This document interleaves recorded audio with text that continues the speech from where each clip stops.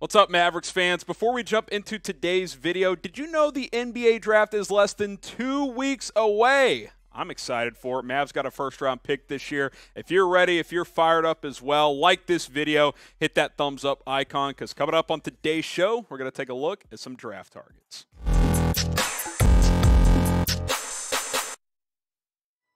Welcome into Mavericks Today by Chat Sports. I'm your host, Harrison Graham. Coming up on today's show, we'll take a look at some draft targets at the 26th pick, plus a draft sleeper that you need to know all about. That'll be coming up toward the end of the show, so stay tuned for that. But quick outlook on the Mavs drafts. Outlook, I should say, here. 2 weeks away from yesterday, Thursday, the 23rd is when the draft is. Mavs have the 26th overall pick. Team needs, sure, you could always add in all areas, but I think it's pretty clear. You could add more wing depth or a big down low. I'd probably prefer to get a wing in the draft than a big in free agency or via trade, but we'll see how things play out considering the draft is before free agency. So before we get to 5 names to keep an eye on, name a prospect that you want the Mavs to draft this year. Let me know down in the comments section. And if you're like, I can't think of any names, well, we got 5 coming up right now. So answer this question or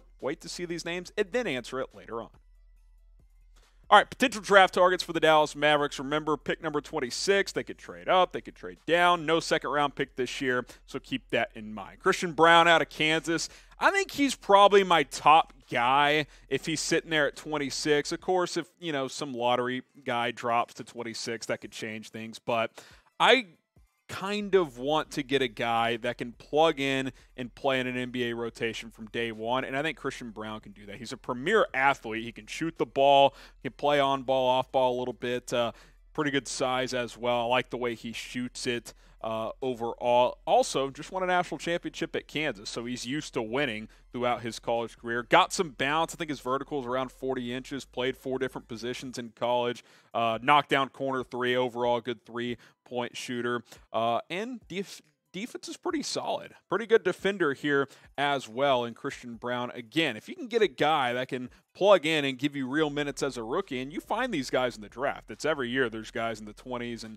early second round. Look at a guy like Herb Jones last year for the Pelicans. Goes round 2, and he's playing 35 minutes a game in the playoffs for New Orleans. You can find these guys. I think Christian Braun, is someone that could do just that.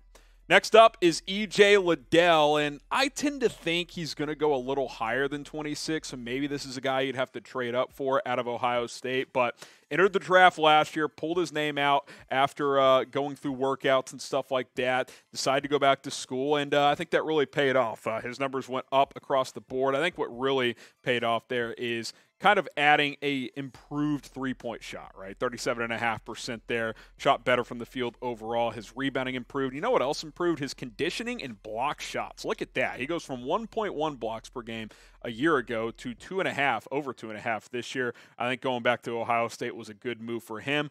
I like E.J. Liddell. He's a leader. He went back to that Buckeyes team and was the face of that program this year as they had a pretty good season overall, but he's a good player. Kind of a tweener positionally. Is he a 4? Is he a super undersized 5? Here's a throwback name, Mavs fans. DeJuan Blair with more shooting ability. I think that's a little bit of what you're getting here as a 6'7", kind of 4-5 hybrid that's got a little more athleticism than a guy like DeJuan Blair and certainly a better shooter, but I think he can be that type of player in the NBA. Who do you think the better prospect is overall? Type B for Christian Braun, type L for E.J. Liddell. I would lean Christian Braun. I would probably type B on this one because I think he's got more positional versatility and probably a better defender than a guy like E.J. Liddell. But I'd be pretty happy with either of these players. Let me know what you guys think down in the comments. Let's go to Nebraska wing. Bryce McGowan's here, who we talked about on our 4-step perfect offseason plan. If you didn't see that video, subscribe. Go to the videos tab. You can check out all of our recent content. Did that video the day after the Mavs were eliminated from the playoffs. McGowan's, I think he's a sneaky draft sleeper here, a guy that people are overlooking.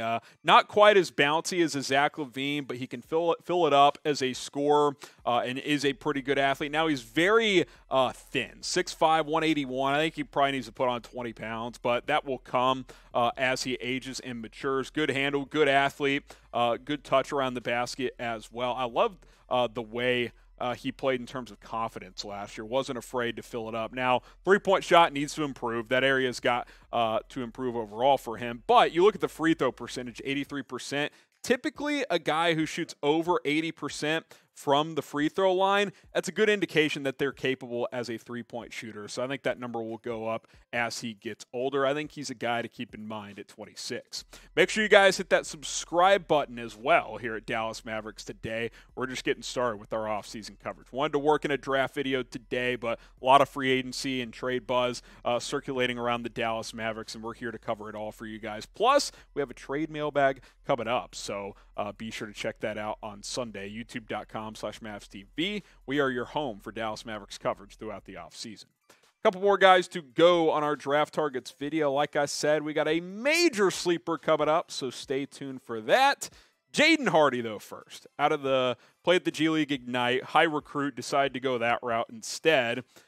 Interesting season in the G League. Only played in 12 games.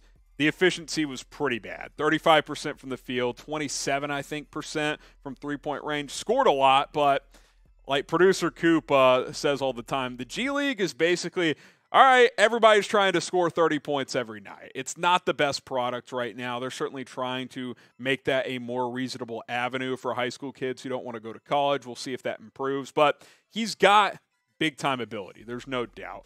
Good size for a guard at 6'4", 190 pounds.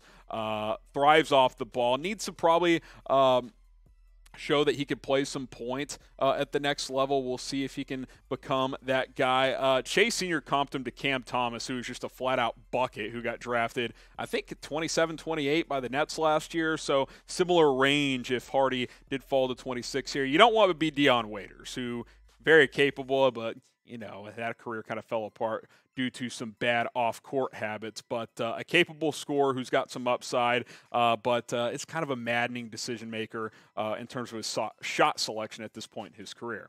All right, we reached the point of the video that we've all been waiting for. Kai Sotto out of the Philippines. And by the way, if you're watching for the Philippines, just type P down in the comments. We know you guys are watching, supporting us here at Chat Sports. In all seriousness, Kai Sotto, he would be a guy that you would trade down for or maybe get as an undrafted free agent. He's not in play at number 26, but we do have a scouting report on him.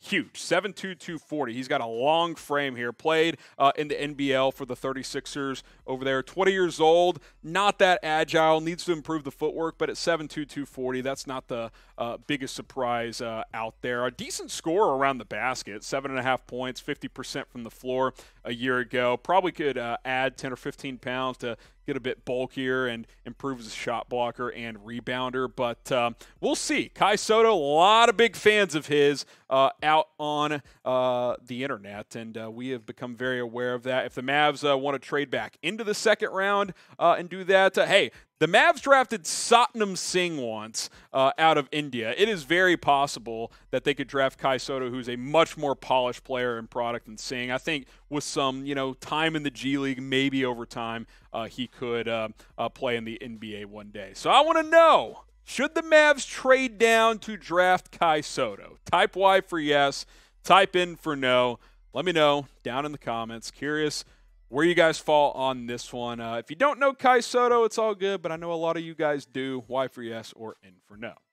All right, that's going to do it for today's show. Appreciate everybody that tuned in to today's episode of Dallas Mavericks Today. You can follow me on social media at HGramNFL, both Twitter and Instagram. I cover the NBA as well here at Chat Sports, so don't overlook the handle. No big deal whatsoever. All right, more Mavericks videos to come. Appreciate you guys watching on today's show.